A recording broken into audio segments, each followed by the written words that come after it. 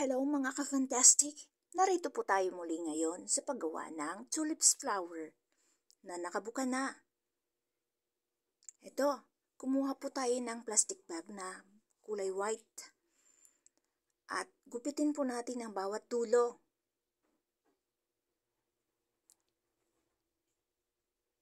Ngayon naman, ibuka na po natin.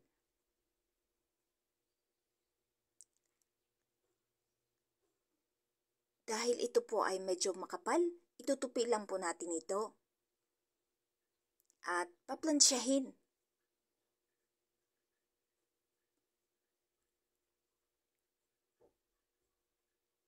Ayan, set na po natin sa number 3 ang plancha. Hagurin po natin sa loob ng 10 segundo. Kapag sobrang mainit, kontrolin po natin. Baliktarin at ito hagurin po muli sa loob ng 10 segundo.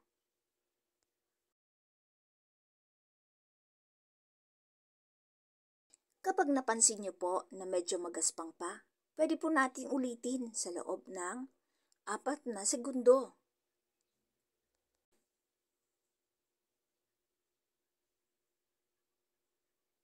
Kailangan po makinis po yung ating plastic bag.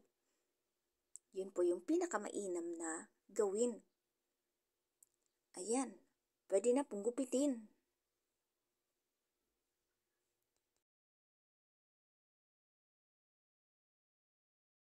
Itiklop lang po natin ng pa-triangle.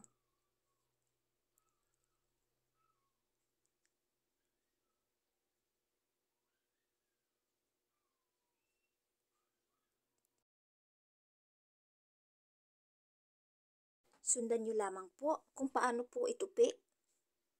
Ayan, kung nahihirapan po kayong sundan, pabagalin nyo po ang settings ng video. Nang sa ganon, makita nyo po yung tamang proseso. At ayan, ginupit na po natin. Nakagawa na po tayo ng petals. Ito naman yung gagamitin natin pang design. So, napili ko po ay kulay pink.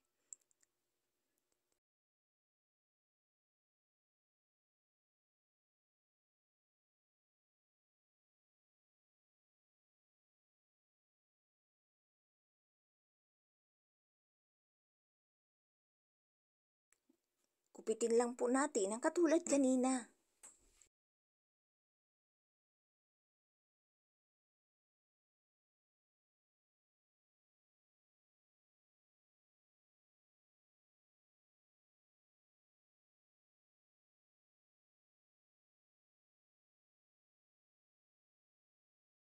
Gupitin natin ito ng pazigzag.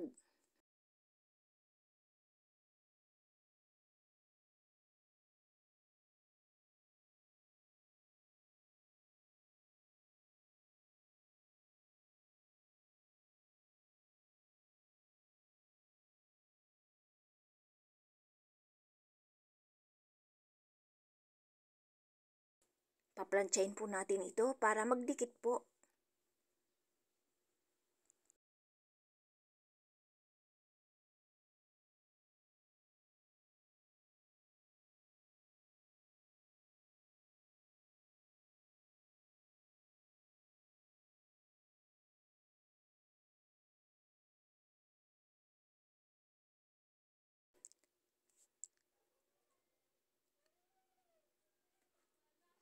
Plansyahin po natin sa loob ng 4 seconds or 5. Alam niyo po mga ka-fantastic, isusunod ko pong video ay yung paggawa ng tulips flower na hindi pa po nakabuka. So abangan niyo po. Ayan, napagdikit na po natin sila.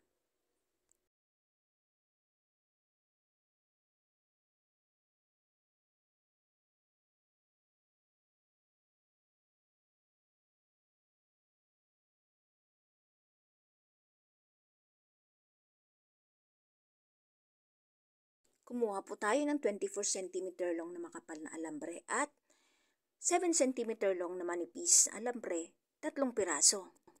Baluktutin po natin ang dulo ng makapal na alambre at gumawa ng maliit na butas. Sa butas nito ay kailangan nating isuot yung 3 pirasong manipis na alambre. At pagbuhulin po natin pareho.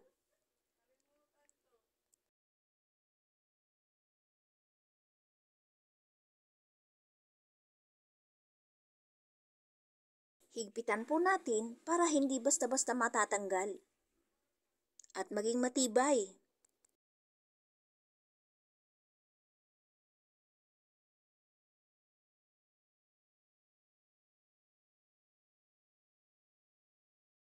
Ngayon, kumuha po tayo ng scrap na plastic bag na kulay dilaw.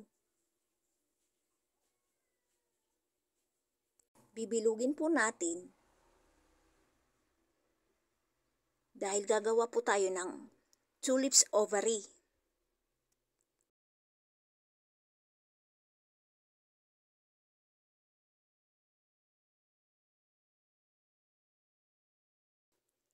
Ngayon naman ipasok po natin sa dulo yung plastic bag na magsisilbing pinakabalot niya.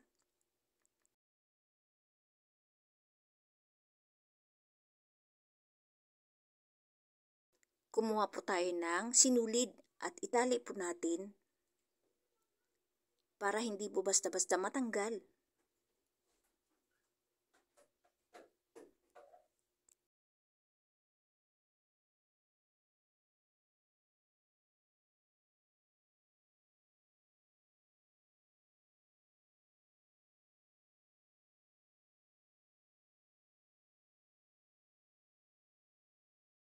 Ngayon naman, bahagya nating padadaanan ng apoy sa lighter at mag-iingat po tayo sa paggamit ng lighter para hindi tayo mapaso.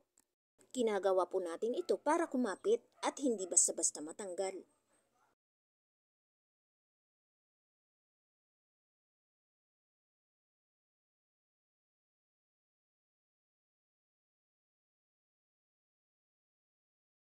Itong manipis na alambreng nilagay natin sa gitna ay magsisilbing pistil po ng tulip's flower.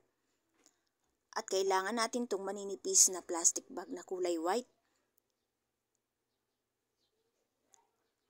Ayan. Gagawa na po tayo ng pistil. Pasensya na po kayo mga ka-fantastic kung maingay po yung aso ng kapitbahay namin. Wala po akong ibang lugar na mapupuntahan para makapag-record ng tahimik. Tuloy lamang po natin yung ginagawa natin. Ayan. Bahagya po natin padaanan sa apoy para kumapit po ng mabuti. Bukod sa glue stick, mas matibay po kapag bahagyang pinadaanan sa apoy at mas makapit po siya.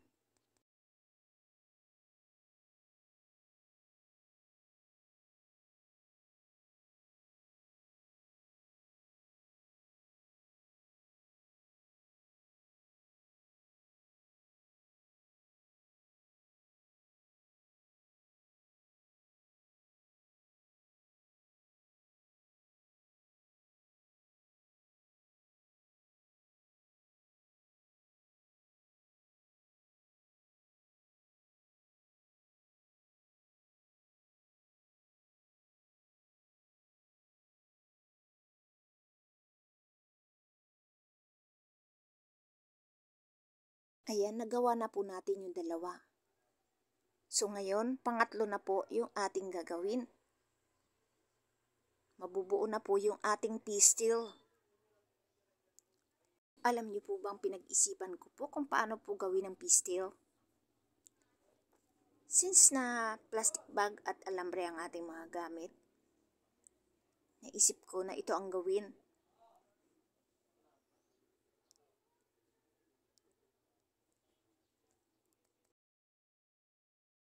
Ayan, tapos na po yung 3. At pagdidikitin na po natin ito.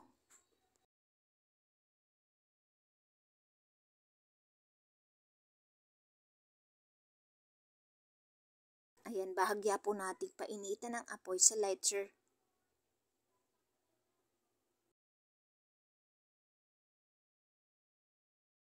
Next na po natin gagawin ay kumuha tayo ng cm long na manipis na wire. 6 na piraso pong putol. Huwag po natin itatapon yung mga handle po ng plastic bag dahil ito magagamit po natin para gumawa tayo ng anther at stamen.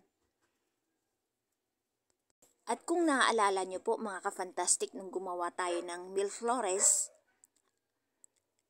hawig po ito sa ginawa nating mga nasa dulo ng petals. So ito na po, gumagawa na tayo. At idikit natin ng glue stick at painitan natin ng bahagya sa lighter.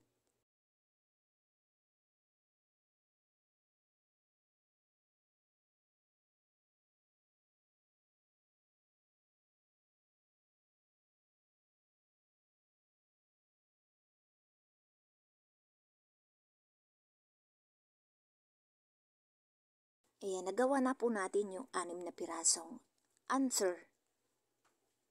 At babalutin po natin ngayon sa plastic bag na ritasong kulay white.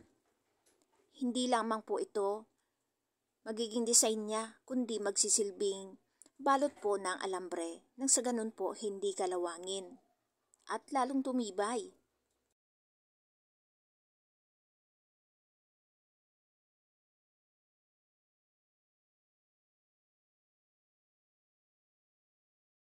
At dahil nagawa na po natin yung 6 na piraso, bahagya po nating painitan sa lighter nang sa ganon mas lalong kumapit. At ayan, ready na po nating ikabit yung anther at stamen.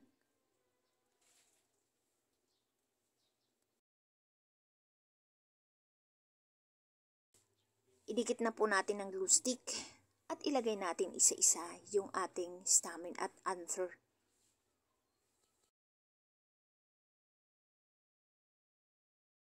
Baluktutin po natin para sumunod po dun sa hugis bilog.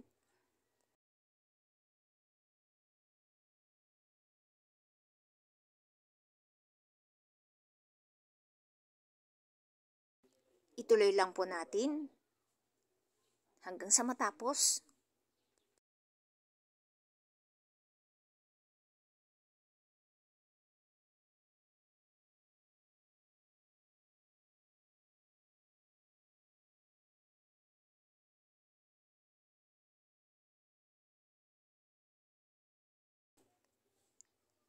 Baluktutin po natin isa-isa para madali po siyang ilagay doon sa kulay bilog na ovary.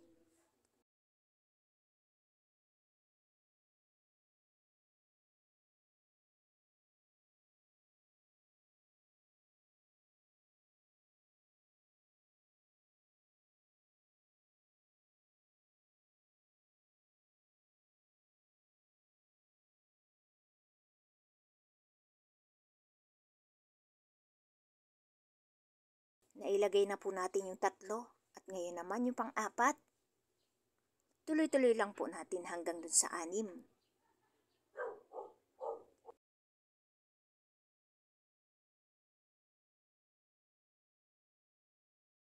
Ayan, patapos na po siya.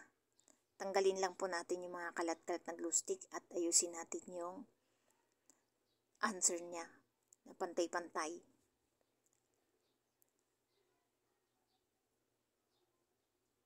Ayan. Okay na po siya. Nagawa na natin. At ilalagay na po natin ngayon yung petals. Lagyan natin ng glue stick para hindi po siya matanggal. At isa-isa na po nating ikabit ang bawat petals.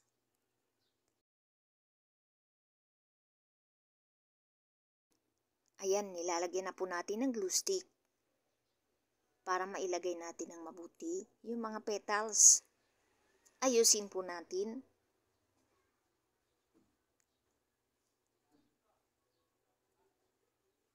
Kayo na pong bahala, mga ka-fantastic, kung gaano kakapal ang petals na ilalagay nyo. Pwede po kayong gumupit ng isa pang ganito para ipatong dito.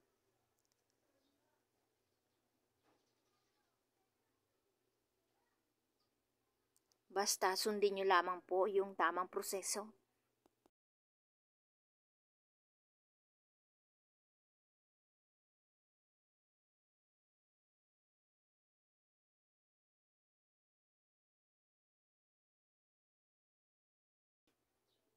Madali lang po ito gawin, mga ka-fantastic.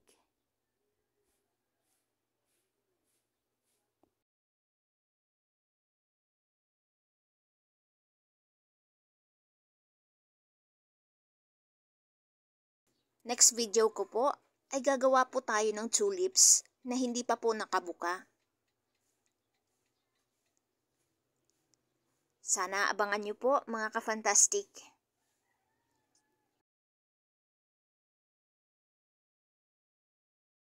Ayan, bahagya po nating painitan ng lighter dun po sa pinakailalim niya para hindi po siya bumuka.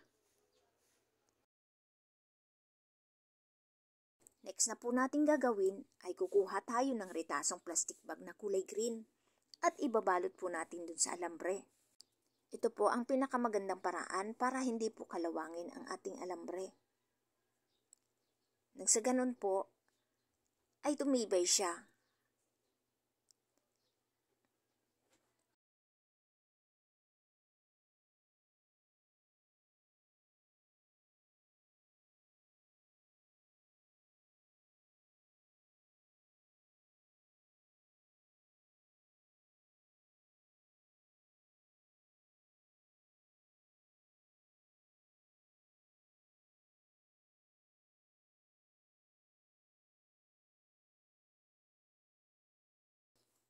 Tatlong patong po ng pagbabalot ng plastic bag na kulay green ang gagawin ko kasi napansin ko po sa tulips flower medyo makapal po ang tangkay niya.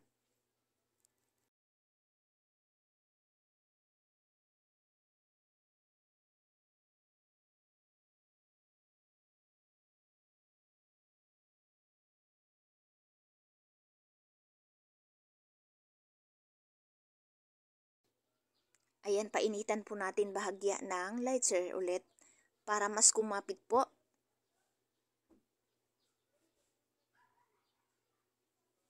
Medyo mahina yung apoy kanina kaya nilakasan ko. Ngayon naman ay kumuha po tayo ng plastic bag na kulay green. 4 na piraso dahil maninipis lang po siya. Ngunit kung makapal po ang gagamitin ninyo, ay pwede na po ang 2 piraso lang. Gagawin po natin itong dahon. At dahil nagupit na po natin ang dulo, ibuka na po natin at pagpatung-patungin. Sa bawat gitna po ng 2 pirasong plastik, ilagay po natin yung kulay black na plastic bag para mabuhay po yung kulay ng dahon.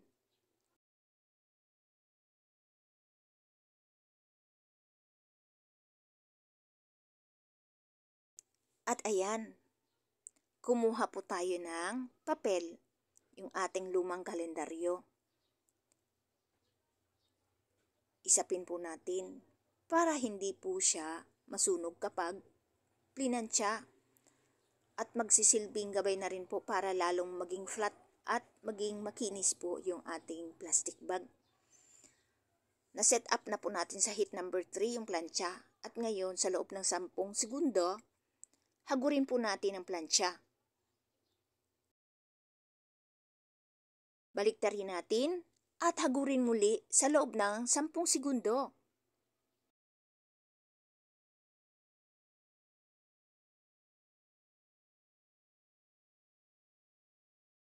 At ayan, planchado na po ang ating plastic bag na gagawing dahon.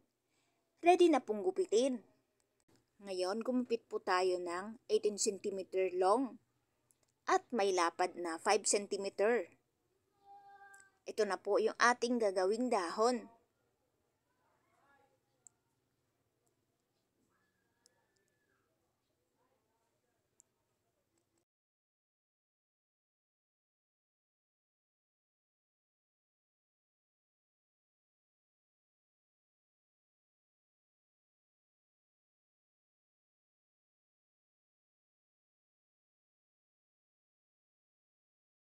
Ngayon naman, kumuha po tayo ng 10 cm long na alambre.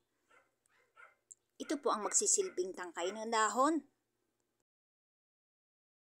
At balutin natin ng ritasong plastic bag na kulay green.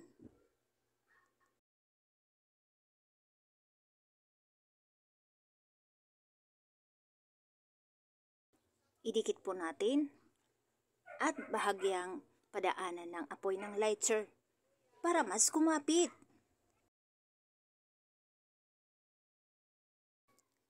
Gawin po natin yung isa pa.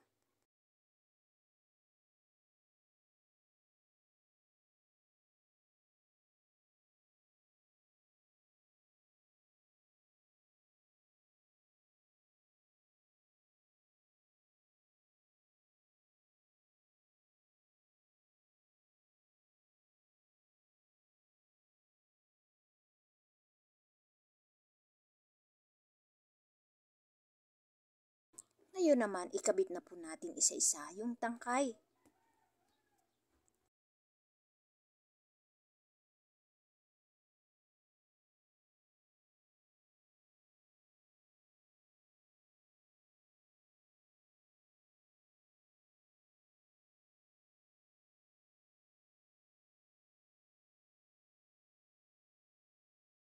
At ayan, nagawa na po natin.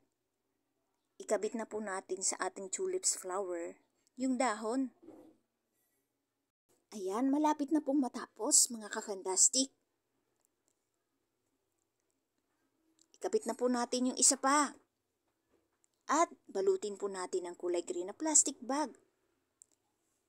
Idikit lang po natin ng mabuti. At bahagyang painitan ng lighter para mas kumapit. Ayan, kayo na pong bahala kung gaano karaming flower po ang gawin nyo para mas maganda. Nagawa na po natin ngayon ang tulips flower na nakabuka na. Fantastic! Sana naibigan nyo po mga ka-fantastic ang aking video. Keep on tuning and please subscribe. Sa mga hindi pa po nakasubscribe. At don't forget to share and click the notification bell para updated po kayo sa mga susunod ko pang videos ng tutorial. Sana po nasa mabuting kalagayan din po kayo mga ka-fantastic. Thank you for watching po. And God bless you all.